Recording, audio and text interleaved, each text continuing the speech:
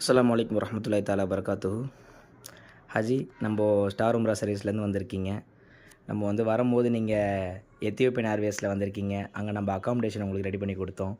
அது எப்படி இருந்துச்சு? அதை பற்றி கொஞ்சம் சொல்லுங்களேன் இன்ஷா அல்லாஹ். அல்ஹம்துலில்லாஹ்.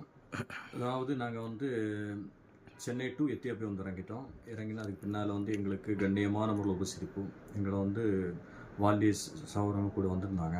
கூட எங்களுக்கு நேராக எத்தியோப்பியாவில் அக்காமடேஷன் அதாவது 7 ஸ்டார் ரேஞ்சில் கொடுத்துருந்தாங்க. அல்ஹம்துலில்லாஹ்.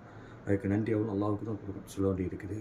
அல்ஹம்துலில்லாஹ். எத்தியோப்பியாவிலேருந்து திருப்பி அதேபோல் எங்களை கண்ணியமான முறையில் நடைமுறைப்படுத்தி எங்களை ஒவ்வொரு எந்த தடங்களும் இல்லாமல் கண்ணியமான முறையில் எங்களை திருப்பி ஜித்தாவுக்கு வர வைத்து, ஜித்தாவிலேருந்து கண்ணியமான முறையில் எங்களை இங்கே மக்காவுக்கு கொண்டு வந்தாங்க வெள்ளிக்கிழமை ஜும்மாவுடைய நாளன்று. அதுக்கு பின்னால் வெள்ளிக்கிழமை ஜும்மாவுடைய நாளன்று அது முடித்து அந்த உம்ரா பயணம் எல்லாம் முடிச்சுட்டு அதுக்கு பின்னால் தாய்ஃப் போயிருந்தோம். மாஷா அல்லாஹ் தபாரக்கல்லா, கண்ணியமான முறையில் நல்ல பயணமாக இருந்தது.